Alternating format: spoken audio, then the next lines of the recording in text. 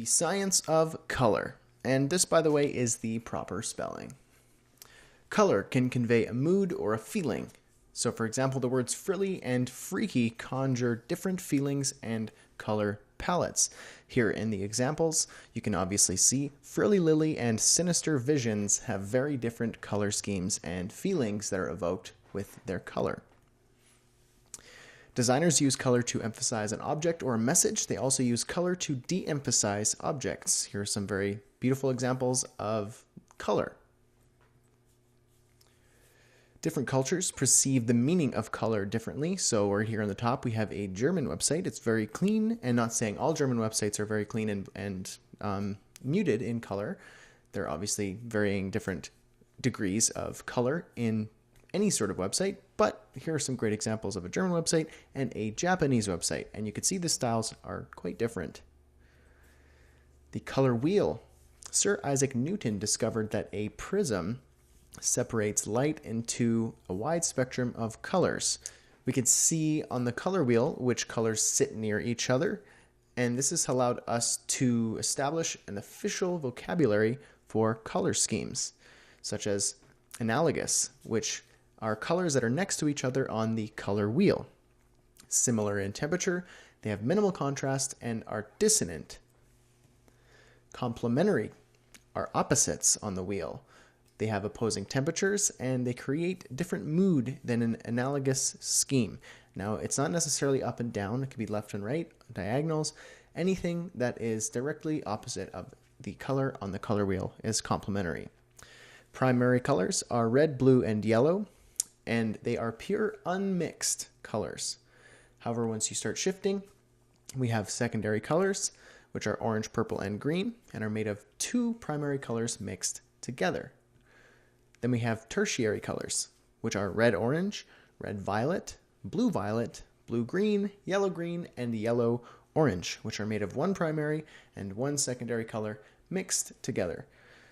Monochromatic are varying shades and hues of a single color. Split complementary, instead of the opposite, it goes opposite and splits off. Double complementary are basically four colors together in opposites. So hopefully that makes sense there. Triadic, basically a triangle on the color wheel, which gives you a triadic color scheme. Hue are one of the main properties of color, where a color sits on the spectrum or the color wheel. So here we have a picture of my head, and I opened it up in Photoshop just to show you basic examples of how varying hue can change the color. So hue, I brought the hue down, and now I'm starting to look a little bit purple. I brought the hue up, and I'm looking a bit green. Saturation is how colorful a photo is or is not. So right here on the right, we have a picture of me with the saturation of the photo dragged straight up 100%.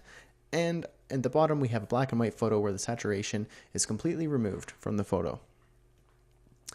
Brightness, also known as lightness within Photoshop. How much light is added to or removed from a photo. So you can see here, the top example, we have 50% less light, and at the bottom, 50% more light. Color models. We have for screen, we have RGB, which is red, green, and blue. We have hexadecimal, which is used in HTML. So for example, we have 1A, 1F, 2B, or you can have 00000, so on and so forth. If you've taken any of my coding courses, you will immediately recognize this. If not, that's okay. This will come up later in our HTML section. And HSB, which is hue, saturation, brightness, which we just saw. And for print, we have CMYK, which stands for cyan, magenta, yellow, and key, or black. And these are the primary ink colors. And Pantone is a custom ink. Pantone ink is a leading authority on color. So the general guidelines for creating a color palette are as follows. Know the purpose and the message of your design or your website. Review the color basics that we just covered. Choose a dominant color, so decide if your website is blue or pink or so on and so forth. Choose an accent color, so play around with the schemes and see what accent color you would like to accentuate your primary color. Experiment with different shades and hues. Keep it simple, limit colors, don't go crazy.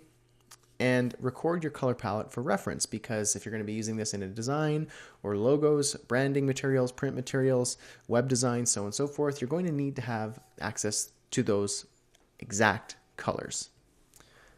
All right, awesome. We're going to move on into the next lecture. Great job.